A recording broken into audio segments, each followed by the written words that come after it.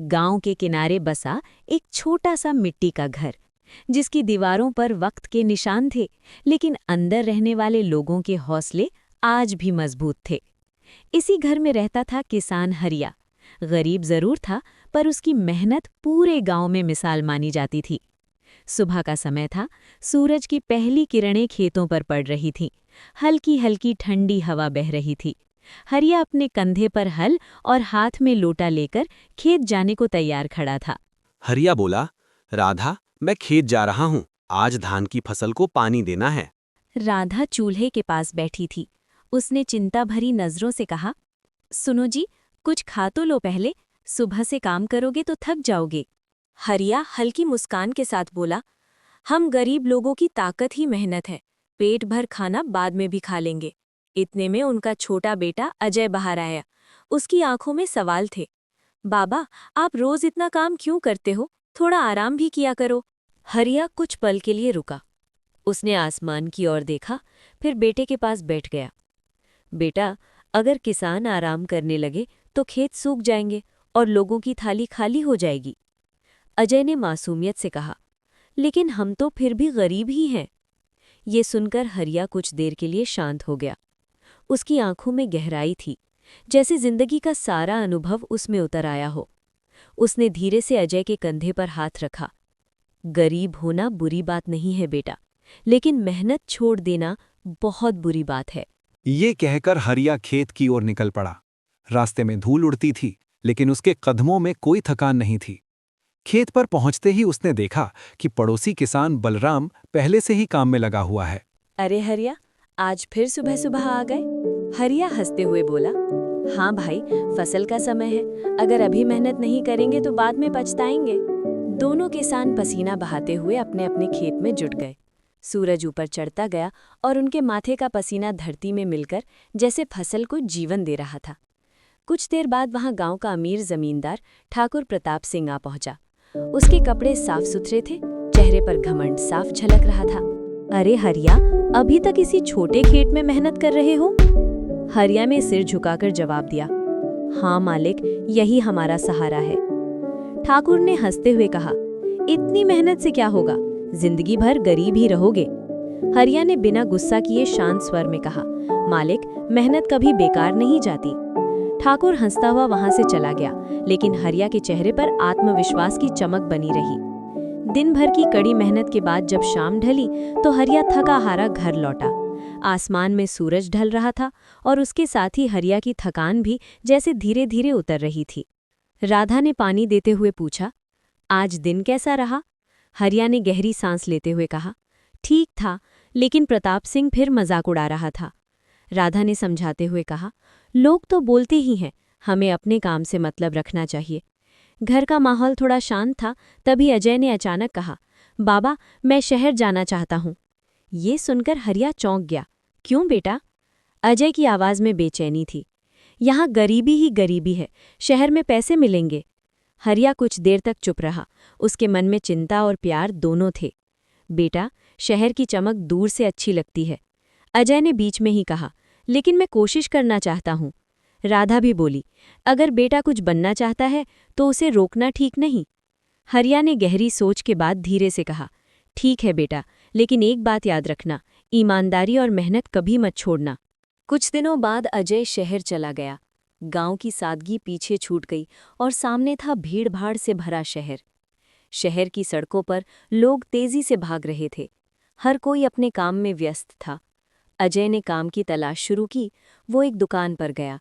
मालिक, क्या यहाँ काम मिल सकता है? दुकानदार ने उसे ऊपर से नीचे तक देखा।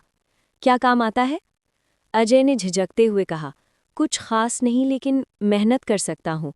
दुकानदार हंस पड़ा, यहाँ मेहनत से ज्यादा चालाकी चाहिए। अजय चुपचाप वहां से चला गया। दिन बीतते गए, लेकिन उसे काम नहीं मिला। भूख और थकान ने उसे कमजोर कर दिया। एक दिन जब वो बेहद भूखा था और सड़क किनारे बैठा था, उसके दिमाग में पिता की आवाज़ गूंज उठी, मेहनत कभी बेकार नहीं जाती। अजय ने धीरे धीरे सिर उठाया। उसकी आंखों में फिर से उम्मीद की चमक लौट आई। उसने खुद से कहा, नहीं, मैं हार नहीं मानूंगा। बाबा सही कहते हैं, मेहनत जरूर रंग लाएगी। वो उठ खड़ा हुआ और एक नए हौसले के साथ फिर से काम की तलाश में निकल पड़ा। अजय ने फैसला किया कि वो हार नहीं मानेगा। उधर गांव में अचानक तेज बारिश होने लगी। फसल को नुकसान होने लगा। बलराम दौड़ते हुए हरिया के पास आया। हरिया, बारिश बहुत तेज है, फसल खराब हो जाएगी, हमें कुछ करना होगा। दोनों किसान रात भर खेत में लगे रहे। कीचड़, बारिश और ठंड के बावजूद उन्होंने खेत बचाने की कोशिश की। सुबह होने पर फसल काफी हद तक बच गई। बलराम बोला, हरिया, अगर तुम नहीं होते तो मेरी फसल खत्म हो जाती। हम किसान एक दूसरे का सहारा होते हैं। कुछ महीनों बाद अजय गांव लौटा। हरिया ने पूछा, कैसा रहा शहर? अजय की आंखें भर आईं। बाबा, शहर में बहुत मुश्किल है। वहां लोग सिर्फ पैसे के पीछे भागते हैं। तो अब क्या करोगे? मैं आपके साथ खेत में काम करूंगा। हरिया की आंखों में खुशी आ गई। ये सुनकर मुझे बहुत खुशी हुई। अजय ने खेत में काम करना शुरू कर दिया। वो रोज नई चीजें सीखता। एक दिन उसने कहा, बाबा, अगर हम नई तकनीक अपनाएं तो फसल ज्यादा हो सकती है। कैसी तकनीक? अजय ने शहर में सीखी बातें बताईं। दोनों ने मिलकर नई खेती शुरू की। कुछ महीनों बाद उनकी फसल गांव में सबसे अच्छी हुई। ठाकुर प्रताप सिंह उनके खेत देखने आया। ये कैसे हुआ? मेहनत और सीखने से और ईमानदारी से। प्रताप सिंह चुप हो गया। हरिया ने बेटे से कहा, बेटा, याद रखना, गरीबी से डरना नहीं चाहिए, लेकिन मेहनत छोड़ने से जरूर डरना चाहिए। अजय मुस्कुराया, अब मुझे समझ आ गया बाबा। खेतों में हल्की हवा चल रही थी। अजय और हरिया खेत में खड़े फसल देख रहे थे। बाबा, देखो हमारी फसल कितनी अच्छी हो गई है। हाँ बेटा, इस बार मेहनत रंग लाई है। बलराम भी वहां आ गया। अरे हरिया, इस बार तो तुम्हारा खेत पूरे गांव में सबसे अच्छा लग रहा है। इसका श्रेय अजय को जाता है। उसी ने नई तरकीब बताई थी। नहीं बाबा, ये सब आपकी मेहनत है। कुछ देर बाद गांव के कई लोग खेत देखने आए। हरिया, तुमने ऐसा क्या किया कि फसल इतनी अच्छी हो गई? बस मेहनत की और थोड़ी नई चीजें अपनाई।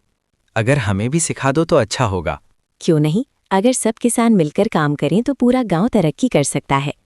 उधर ठाकुर प्रताप सिंह अपने घर में बैठा सोच रहा था। ये कैसे हो सकता है कि एक गरीब किसान इतना सफल हो जाए? उसने अपने नौकर को बुलाया। जाओ, पता लगाओ कि हरिया ने ऐसा क्या किया है। नौकर खेत देखने गया। कुछ देर बाद वापस आया। मालिक, उन्होंने नई खेती की तकनीक अपनाई है। अगर ऐसा है तो मुझे उनका खेत चाहिए। अगले दिन प्रताप सिंह हरिया के घर आया। हरिया, मैं तुम्हारा खेत खरीदना चाहता हूँ। मालिक, ये खेत हमारे बाप दादा की निशानी है, हम इसे नहीं बेच सकते। मैं तुम्हें बहुत पैसे दूंगा। पैसे से सब कुछ नहीं खरीदा जा सकता। अजय भी वहीं खड़ा था। मालिक, हमें अपने खेत से प्यार है। प्रताप सिंह का चेहरा गुस्से से लाल हो गया। ठीक है, फिर देखता हूं तुम कितने दिन खुश रहते हो।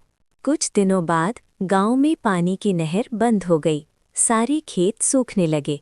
किसान परेशान हो गए। अब क्या होगा? अगर पानी नहीं मिला तो सारी फसल खत्म हो जाएगी। अगर हम सब मिलकर नया रास्ता बनाएं तो नहर का पानी खेतों तक आ सकता है। लेकिन ये काम बहुत कठिन है। कठिन है लेकिन असंभव नहीं।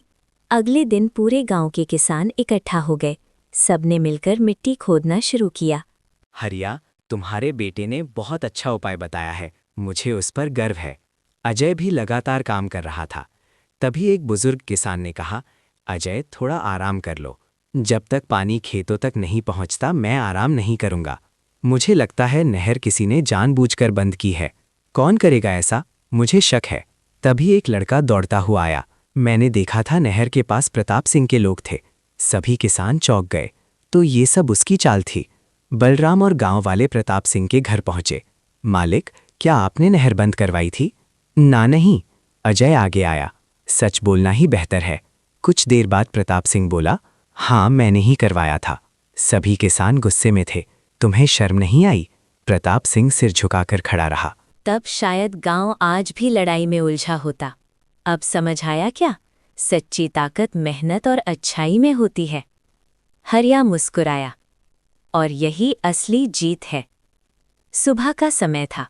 गांव के खेत हरे भरे हो चुके थे। हरिया और अजय खेत के किनारे खड़े थे। बेटा अजय, जब मैं इन खेतों को देखता हूं तो दिल खुश हो जाता है। बाबा, ये सब आपकी मेहनत का फल है। नहीं बेटा, ये पूरे गांव की मेहनत का फल है। तभी बलराम दौड़ते हुए आया। हरिया, बड़ी खबर है। क्या हुआ? सरकार के अधिकारी गांव में आने वाले हैं। क्यों? उन्हें पता चला है कि हमारे गांव की खेती पूरे जिले में सबसे अच्छी हो गई है। कुछ देर बाद एक जीप गांव में आई। उसमें से एक अधिकारी उतरे। कौन है यहाँ का किसान हरिया? हरिया आगे आया। जी, मैं ही हूं। आपके गांव की खेती की बहुत तारीफ सुनी है। अजय बोला, हम सबने मिलकर मेहनत की है। अधिकारी ने खेतों को देखा। ये सच में बहुत शानदार है। सरकार चाहती है कि इस गांव को एक आदर्श कृषि गांव बनाया जाए। सभी किसान खुश हो गए। इसका मतलब क्या होगा? यहाँ नई मशीनें आएंगी, ट्रेनिंग होगी और किसानों को मदद मिलेगी। अजय की आंखों में चमक आ गई। अगर ऐसा हुआ तो पूरा गांव बदल जाएगा। उधर प्रताप सिंह भी ये सब सुन रहा था। वो हरिया के पास आया। हरिया, मुझे तुमसे कुछ कहना है। कहिए मालिक। मैंने जिंदगी भर सिर्फ पैसा कमाने के बारे में सोचा, लेकिन अब समझ आया कि असली खुशी दूसरों की मदद करने में है। अजय बोला, अगर आप सच में मदद करना चाहते हैं तो गांव के स्कूल की मरम्मत करवा दीजिए। प्रताप सिंह तुरंत बोला, आज ही काम शुरू होगा।